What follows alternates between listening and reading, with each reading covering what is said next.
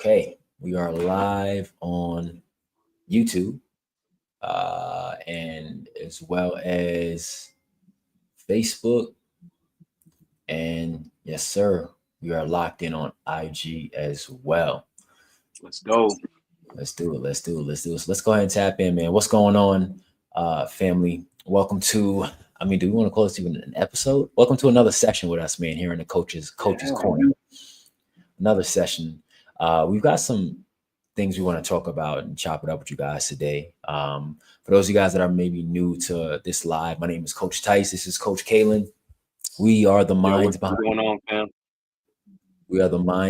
Health Coach Growth. So we help coaches grow and scale their businesses in a way that feels really, really authentic.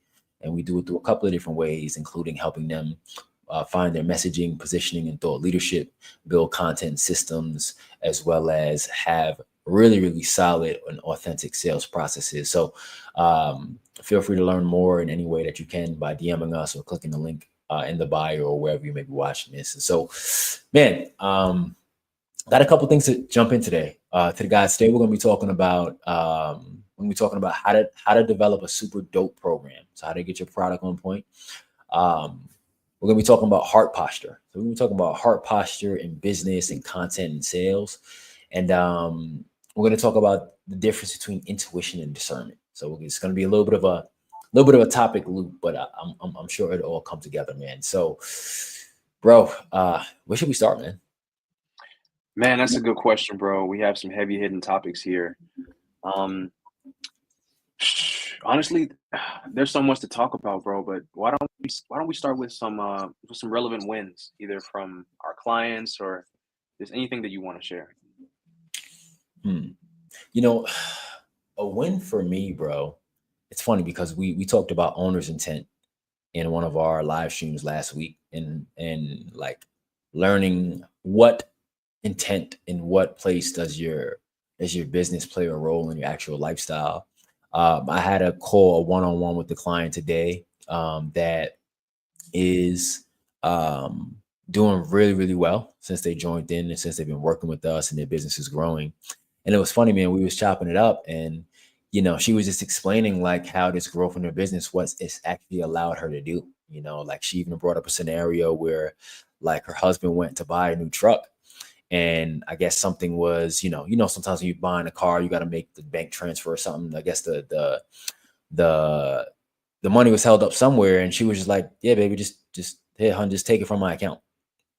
And she was like, "Just take it from my account, and then you can just transfer it back in." And she talked about like how being able to even say that was just so much of a heavy affirmation to the fruit of the business that she's been building, right? Mhm. And so like even her talking about like taking care of all the child care course, like this is major stuff, man. You know what I mean? I think a lot of times we build business and we got all like the glamorous goals, but sometimes we don't recognize how important it is for your business to actually start playing a role in your life right now. And so it was really just dope to see that not only is she making money, she's getting more clients, she's growing her business, but it's actually having real life impact in her day-to-day life as a mom, as a Mhm. wife, as a leader. So that was really dope, bro. It was really dope to see the maturation of success in her, man. So I'm always just like I feel like I get like this proud dad syndrome with my clients because they all just do so damn well, bro. And so Yeah. like that's been a major win for me, man. Watching one of my clients make an investment and have that investment turn into value in their life, bro. That was my win for today, bro. Real talk. Man, that's a huge win. That's a huge win, and it's crazy you chose this one because this is what we talked about earlier. Like I could see the excitement, like fueling you in sharing this win, bro. And um, it's just, I think the point that you made is so important that we have these glamorous goals that we put on our vision board, but we never ground it in what the that position in our life will affect on a day to day. Yeah, Right? Like yeah. having an opportunity to do something like that for your partner, it just confirms that your work is actually leading to the fruit that Mhm. you plan for it to, bro. So Yeah. it's definitely amazing. Yeah, because that's where you find the alignment, right? Like I always say, like when it comes to goal setting, you want to make sure you're aligned. And so you want to make sure that your business is financially stewarding your value system. And so if you're the type of woman that wants to help her husband out financially and take off the load and then contribute to the family through your business, and now you're actually able to do that, like that's a hell of a win. Yeah, it maybe didn't touch $1 million in a month, right? But like these are the small things that you got to learn how to celebrate. You just got to find, that alignment side of the business, bro. So it's super dope, man. It's super dope. Definitely, definitely. So let's keep it going, bro. Today, one of the things we're going to be talking about is how to build a really, really dope coaching program, right? Mm, And so we want to kind of help you guys establish a couple of different principles, because honestly, the coaching landscape is changing. And like what we're noticing is that you have to be able to adapt to the changing landscape and the needs of your audience, because a lot has changed since like the blow up of online coaching, right? You have 2020, everybody stuck in the house. You got mandates in C-19, and just sort of like this virtual living that sort of like became a normal for pretty much a 2-year stint.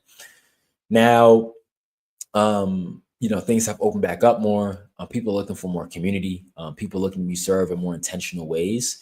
And so we have to make sure that we're looking at the programs that we build and they're dated with how our clients want to be served in like today's era, not in the 2020 era. Like we're in 2025 now. So we're going to talk about how to build a dope program. And like what is all entailed with that. So well, let's jump into that first, bro. So yeah, first off, let's define what a good program actually is, because we know that we work with health coaches. Health coaches is a land in the sea of I'm going to compare myself to everybody else's shit, and we don't want you guys doing that. So before we even go into like how, let's talk about what a good product, what does a good program actually entail. mm, So my first question to you, bros, when you think about a good program, like what are the first things that you think about? mm. Bro, I mean, a good program Mhm. really just boils down to, I mean, in my eyes, from building a program and being a part of multiple at this point, a good program always grounds itself in service and Mhm. putting the clients first and creating the best possible experience for them. Yep, I agree. Service, a good program has good service, right? And put your clients first so they feel like it's a good experience and get some results, right? Like if Mm, you can give people results and give them a really, really good experience while doing that, then you've got a damn good coaching program, you know? mhm, And I think that a lot of times it can get real easy to kind of like overthink your way out of this, because this is where a lot of coaches get stuck, and they think that a good program means like a million workouts in a program, or like a huge membership site, or or maybe they don't know what a good program is, and so they're just delivering like very surface level stuff, and the clients aren't actually happening aren't mhm, actually happy. So I've really kind of broken down how to kind of develop a good program down into a couple of components. Okay. And okay. so the first things first is so back when I used to run a startup, I went through this accelerator program that was all based on customer development. And so customer development is simply learning and becoming essentially obsessed about your customers. Because in the VC and startup world, the last thing that you want to do is raise millions of dollars for a company that solves a problem that nobody cares to pay for, right? And Mm, so the goal of these sort of customer development, essentially coaching programs for startups, was to teach us how to become more customer centric and problem centric, and essentially become really, really just obsessed around the problems of our ideal customers. Because a lot of times in that space, people can thread the line between being an inventor and an entrepreneur. An mhm, inventor is somebody who creates really, really cool shit. An entrepreneur is somebody who solves really, really dope problems. And so, depending on how you think, it can be easy to kind of sway the line into an inventor. And now you're just a person who creates really, really cool, novel stuff, but nobody's paying for it. And so, I think that when it comes to program development, the reason why I've been able to have so much success, not only as a fitness coach, but also as a business coach, is because I use the same principles. I become obsessed with my ideal clients' problems. I become obsessed with their problems. I become obsessed with understanding um, how they're experiencing their problems. How do they want to experience a solution, right? And what's going to be able to get them results.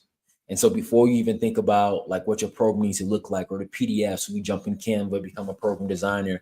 You need to become obsessed with like, what are my clients' actual problems? So say, for example, if you help, busy moms uh, with holistic health for fat loss, right?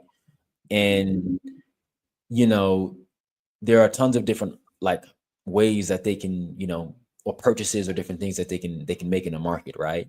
But like you really need to understand what is the experience of a busy mom who's trying to lose weight, right? Like what is that? What is her lifestyle look like? How does she experience her problems? What are the causes of her problems, right? Because now what you begin to do is you begin to develop a gap in how you tailor your needs towards your ideal client.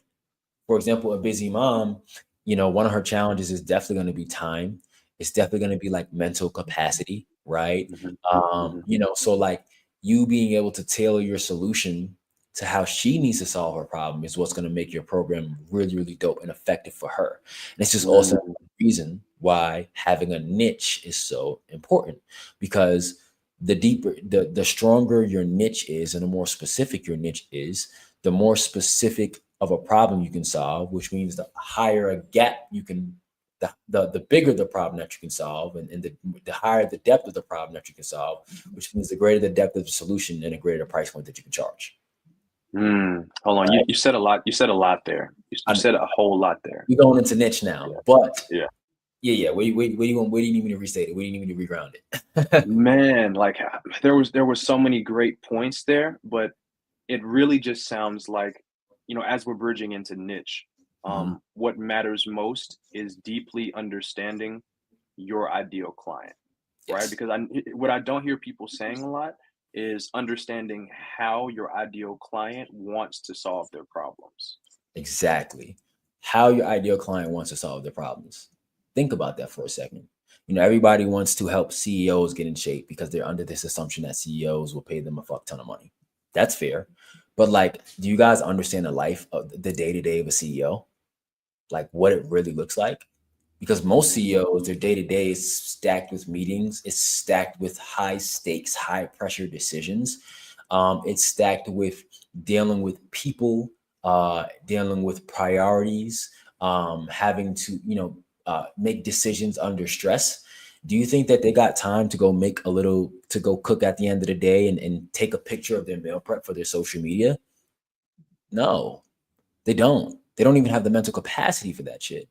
And so now what ends up happening is you have a product that is solving a problem that maybe like somebody in their mid 20s or like a college kid, like sure, but like a CEO has a different set of problems. And so if you're gonna try to help them get in shape and help them lose the weight or whatever it is you help them with, you're gonna have to make sure that that problem is tailored towards their lifestyle, right? mm, So maybe when they join your program, you source a meal prepping company in their tri-state area and you make sure that the meals are delivered to their office concierge style, right? Maybe you help them mm, come in and you carve out an actual time in their assistant's calendar where where you actually have the assistant bring them their lunch and their protein shake so they can hit their macros. Do you see where I'm going here? mm. I do. It's Right? crazy because That's the type you of just program you can painted the charge picture. and pay for. You painted the picture. Inventor, entrepreneur. There you And go. inventor offering solutions that, I mean, could work for somebody, but probably not your ideal client. Yep. Entrepreneur tailoring the creativity that you use to build these solutions into something that makes the most sense for the person that you serve. Beautiful, bro. Absolutely. Absolutely, bro. So that's one thing, right? Become obsessed of your ideal client's problems. Another thing, man, is KISS. So KISS is an acronym. Keep it stupid simple. And this is very, very important because it's almost like sometimes we jump into that Canva. Boy, we Mm. coach a lot of ladies. Ladies, we know. Y'all jump into that Cooking in Canva Canva. and you turn that little dinner into cooking for the family barbecue for a 3-day weekend, right? And you spending all this time building out these dope templates and all this different type of stuff. or even in curriculum, like you think you need to record all this different curriculum, you need to just keep it simple, right? Because the thing about developing a program is it evolves over time. One thing I always say is that messy progress is way greater than perfect stagnation. I actually got that from Jeb Blount. He's like a sales prospecting guy, but I'm gonna steal it and make it mine because that's what everybody does. But no, it's true though. It like literally when it comes to your program, you'd be surprised how much value you can deliver, but while also still keeping it simple. Like a lot of you guys don't get as much bells and whistles as you think. But the other dope part about keeping it simple is it allows you to run lean, get feedback from your ideal clients, and then evolve your program over time based on the things that your customers and your clients are telling you that they want, not the things that you're going to assume is going to help them. Right. And so, like, even for me, I used to build out when I first started coaching, I would build out custom nutrition plans for my clients. And then it's funny, bro, because when I started growing, I started realizing my clients, they wanted more, the guys wanted more knowledge around the nutrition. And so what I ended up doing is I ended up building out a macronutrient Excel sheet, and I built a quick curriculum video where I taught them about macronutrients. I taught them how to choose their split. Then I had the Excel sheet, and I had my VA source all of like the cultured foods. So I'm talking about everything from chicken breast to oxtails, literally on the macronutrient sheet. And I would actually have them build out the macros, and they would pick everything that's within their macros, but based on the foods that they liked. And so now I was able to help them hit their macros with the foods that they liked, while also educating them, while also saving me time. Because now every single client that I onboarded, I didn't have to make that custom nutrition plan. They just made a copy of that Excel sheet. They built out, they watched a piece of curriculum that was like 15 minutes long. They built out their own macros, and then we would actually flush through the macros in our onboarding call. That's big. Triple, double win-win. And now, crazy thing, bro, my clients started getting better results. So I was able to save my time, provide a deeper level of value, and my clients are getting better results. All because I just kept it simple. I was like, you know what, this is what I'm gonna do to start. I started listening to my clients. Then I just created a solution that was in alignment with their needs, as well as in alignment with the time I was trying to leverage back inside of the business. Man, that's big, bro. Biggest thing was identifying an area of improvement. Yep. Creating that super simple solution, and then integrating. Now, what I'm curious was, like you said, they got like far better results, but yeah, did they feel different when they yes, knew more? yes, because they had more confidence and certainty around their thought process in eating. And what I realized is that what I initially thought was going to be concierge, like, hey, I'm gonna just write out the meal plan for you, was actually not only making them feel like they still don't know what the hell to eat, but it was also taking away from their confidence in their nutrition. When they built the macros out themselves and they see how the numbers came together, they were able to finally see, like, damn, this little palm of almonds is this much fats? That's crazy. So it made them more aware of the nutritional understanding, right? While also giving them a lot more confidence, right? While also giving them the nutrition flexible for them. But that was just me, again, listening to my clients over time and then making the adjustments based on the feedback I was getting. Yeah, and that's real time, bro. From the idea of the solution they need versus what they're telling you they need after starting. That's 100%, big. 100%. Right. So that's three main things, guys. Right. If you want to develop a good product, right, a good program, be obsessed with your ideal client's problems, right? Keep it stupid simple when you're building it, and just improve it with feedback over time. That's all you need. That's all it is to it. And by the way, guys, before we move forward in the conversation, we're going to be hosting a really dope program development workshop and masterclass. If you guys are finding this valuable and you resonate with it, and you want to actually jump in with us, where we're actually going to show you like the actual step-by-steps to create a dope program that your clients love, that gets them results, then definitely make sure if you're on YouTube, head over to my Instagram, shoot me a DM, just DM me program development, or just DM me program to make it simple. If you're inside of the Facebook group, drop a comment under this video, drop program under the comment. This is going to be a very valuable masterclass, guys, right? We're going to teach you guys how to leverage group coaching, how to develop your coaching methodology, how to create the right mindset shifts inside of your clients, how to approach making your curriculum. Is it too short? Is it too long? A whole lot of Q&A for you guys. So if you want to make sure that you feel proud about the product that you're actually selling, you got to be in this masterclass. Now we're going to be hosting, we're going to be announcing the times, right? It's probably going to be one towards the end of this week and the top of next week. That's TBD. We'll have that by tomorrow. But make sure that you guys comment or DM program, and we'll make sure we get you the information for it. All right. So let's keep it going, man. Let's keep it going. Let's keep it going. There. I know we got 10 minutes left, and I want to jump into these next two things. But I feel like everything we covered a good ground there. Yeah, definitely. Like when it comes to program, like those three things are what are going to create the most results for the people that they serve. 100%. 100%. All right, cool. So let's keep it going. So man, let's talk about heart posture. This has been like a really big just theme in our personal conversations, even bringing it back to that fast that we did in November, right?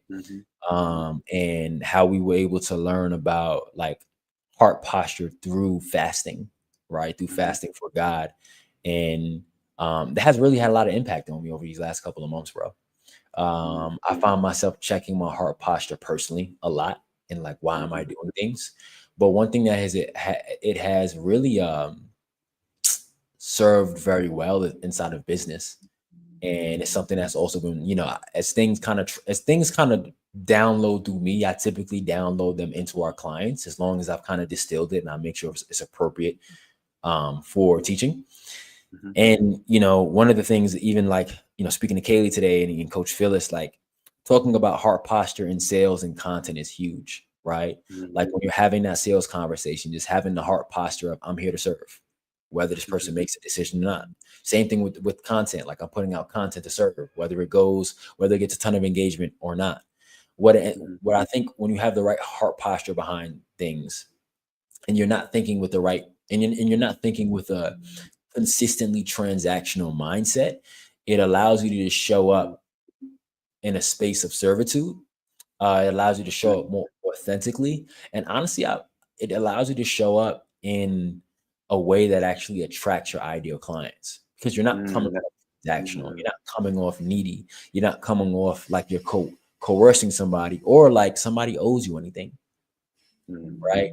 I've taken thousands of sales calls, bro. One of the biggest things I always say is no matter how much I help this person, they don't owe me a damn thing.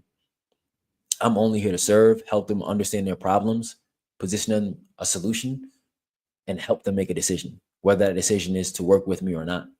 And so I think that the reason why people make sales so complicated is because we don't have the right heart posture.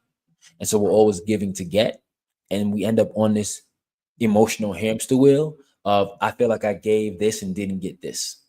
And it becomes unhealthy for our nervous systems, and it becomes unhealthy for us inside of our business, because now we're not operating at a full pure place of service. And I think that's the best place that you can operate in the business. Man, no, that's interesting, bro. And I'm definitely, I resonate with that, especially since our fast. I've been checking my heart posture in every facet of my life, especially in sales activities. Yeah. Now, something that, because I feel like I come from the opposite pole, right? Like I learned this transactional style of sales by just consuming a ton of general sales content. Yeah. And then once we started having dialogue, it became more real to me what my posture should be and what my mindset should be going into every call. And one of the laws that you told me about so long ago was detachment. Yep. And it's so difficult to do that if you look at every sales conversation as a transaction and not as service. So the question that I have for you, bro, is being a person that naturally wants to lead with my heart, how do I maintain my energy and keep from overpouring, even though I'm thinking about my heart posture consistently? So that's a great question. So like there's like these two sides of the sales spectrum, right? You've got people who are naturally more heart people, right? More empathetic and sympathetic towards their audience. And so they actually have a problem selling because they care so much about people that they overserve on a call without actually being able to empower that person to make a decision, right? Then on the other side, you got all of the bro marketer, commission breath, sales guy. I don't give a damn about people, and I'm gonna use all of these sales frameworks to persuade and coerce people to just pay me, right? So you have these two separate sides of the spectrum. One is like, this is why I use these sales frameworks. I could really care less about a person's trauma and all this limiting belief shit that they got going on. I just want to help them make a decision. You got the other person that's like, no, like I really care about this person and I want to make sure that they feel good about this decision and they understand everything that's going on. However, I'm finding myself serving on these calls and pouring into these potential clients, and then they're not making a decision to work with me. And it feels like it's draining. So you have to have the alignment of both, right? Not when I say both, I don't mean coerce people and think about only getting them to pay you. When I say both, I mean you want to have a heart when you're selling, but you also need to have a process when you're selling. Because sales frameworks and processes, and we can even say scripts, right? All they are is they're simply a set of steps of they're a set of steps inside of a conversation that help somebody make a decision. You got to remember, when you're selling, you are helping somebody make a decision. So that's where the frameworks come in, right? Like, how do you turn the corner on a conversation? How do you get somebody to understand the cost of doing nothing, right? Or staying in the same spot? These are all frameworks that are relevant to help somebody make a decision. Now, on the other side, you have just like your ability to be empathetic, to be authentic and care about somebody, right? And so you need to look at one as the left brain and the other as the right brain. The right brain is the part of you, the heart, that cares and you want to genuinely serve. And then the left brain is a structure. And what you need to do is you need to look at your left brain is almost like a jar, and the right and the sort of the serving as like water.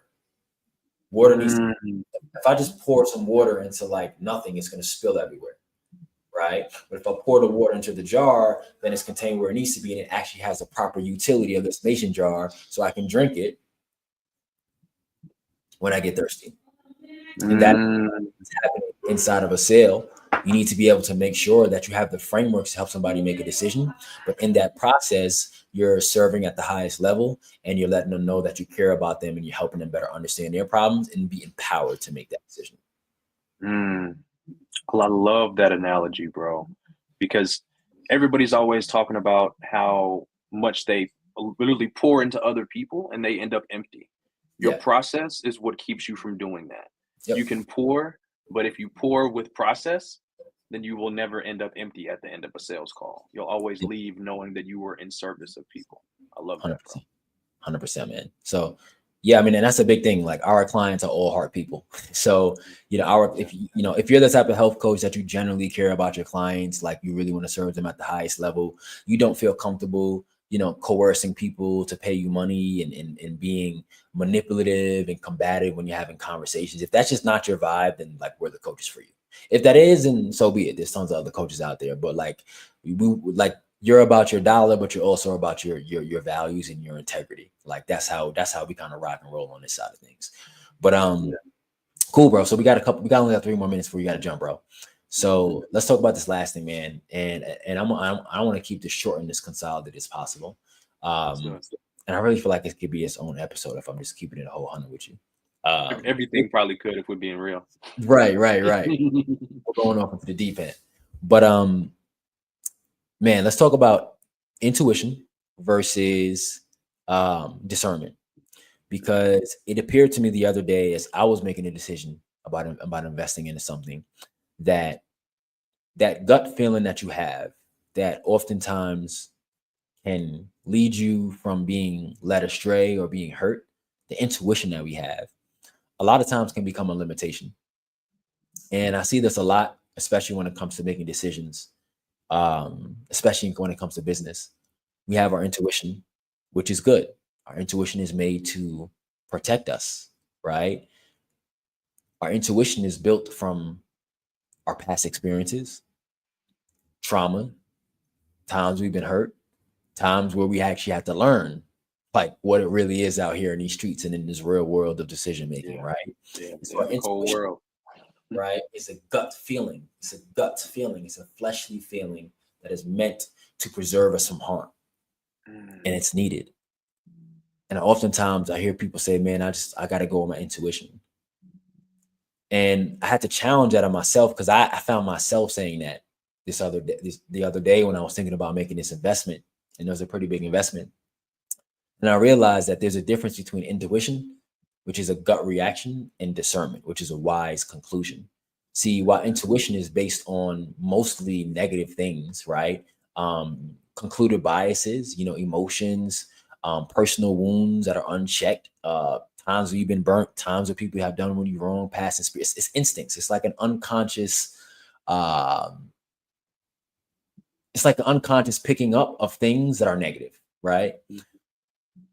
Again, it's there to protect us, but when you're trying to grow in business and make decisions from the higher self, a lot of times you don't realize that your intuition is really just made to protect you from the things that are meant to harm you.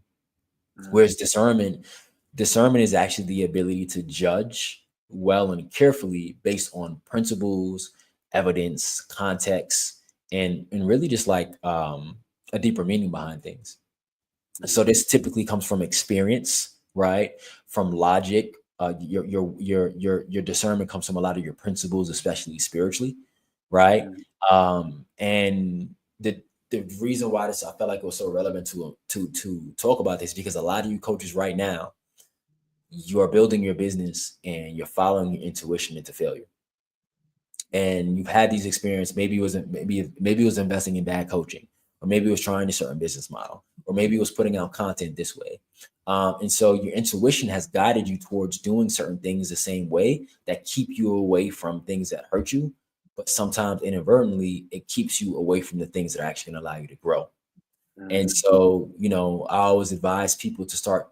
The best thing I can do as a coach is help you think. And I don't need you to pay me to be doing that. I can do that right here in this piece of content.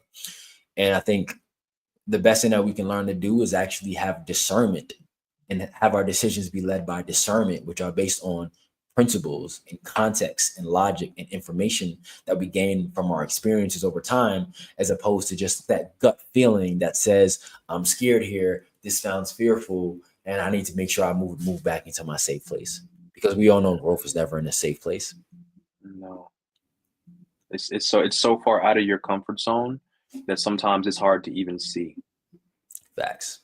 But if you always live in that intuition that you have and can't break past it in order to counteract the past version of yourself and fall into the new version of yourself, for most of the people that we work with, this is them stepping into thought leadership, stepping into their own personal identity, stepping into their story.